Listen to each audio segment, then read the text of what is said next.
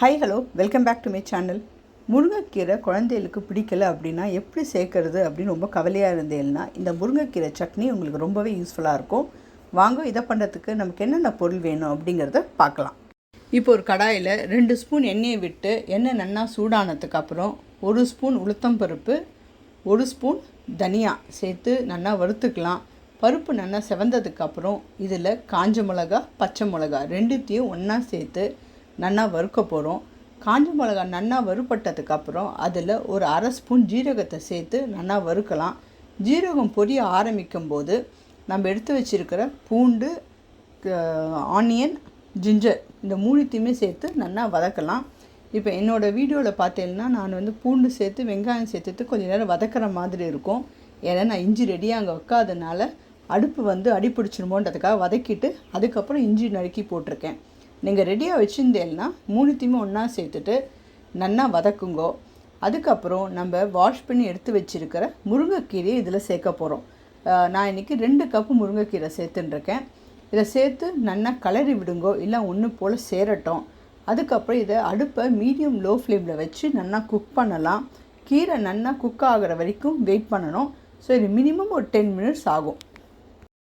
இப்போ இது 10 நிமிஷம் நல்லா குக் ஆக போகிறது. நீங்கள் ஒரு 5-6 மினிட்ஸில் பார்த்தேன்னாலே முருங்கைக்கீரை நல்லா குக் ஆகி ரொம்ப ஷ்ரிங்க் ஆக ஆரம்பிக்கும். அதோட அளவு பார்த்தேன்னா நம்ம நிறைய போட்ட மாதிரி இருந்தது ரொம்ப கம்மியாயிடும். அந்த சமயம் கொஞ்சம் கருவேப்பிலை ஒரு 4-5 கருவேப்பிலையும் அதில் சேர்த்துட்டு நல்லா கலரி விட்டுட்டு ஒரு 2 மினிட்ஸ் குக் பண்ணுங்க. அதுக்கப்புறம் நம்ம நறுக்கி வச்சுருக்கிற தக்காளி அதில் சேர்த்துட்டு நல்லா கலரி விட்டுட்டு தக்காளி நல்லா சாஃப்ட் ஆகணும், அது வரைக்கும் குக் ஆகட்டும். நடுப்புற கலரி விட்டுக்கோங்க. தக்காளி ஆனதுக்கப்புறம் ஒரு கைப்பிடி ஃபுல்லாக ஒரு கொத்தமல்லி எடுத்து அதில் சேர்த்துட்டு ஒரு சின்ன லெமன் சைஸுக்கு புளியை சேர்த்துக்க போகிறோம். 1/2 கப்பு தேங்காய் இதெல்லாம் சேர்த்துட்டு நல்லா கலரி விட்டுட்டு அடுப்பை ஆஃப் பண்ணிடலாம். இது ரூம் டெம்பரேச்சருக்கு வந்ததுக்கப்புறம் மிக்ஸி ஜாரில் சேர்த்துட்டு இதுக்கு தேவையான அளவு உப்பு, 1 ஸ்பூன் சர்க்கரை இல்லைன்னா வெல்லம் சேர்த்துக்கலாம்.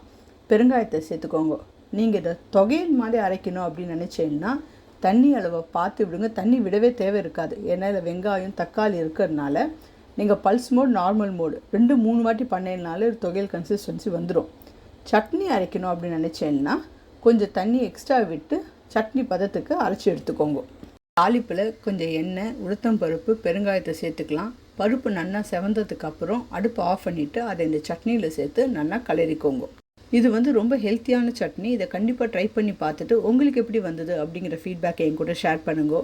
வேறு ஏதாவது ரெசிபி எதிர்பார்த்துருக்கேன் அப்படின்னா அதை கமெண்ட்டில் சொல்லுங்க. அதை பண்ணுறதுக்கு ட்ரை பண்ணலாம். தேங்க்யூ.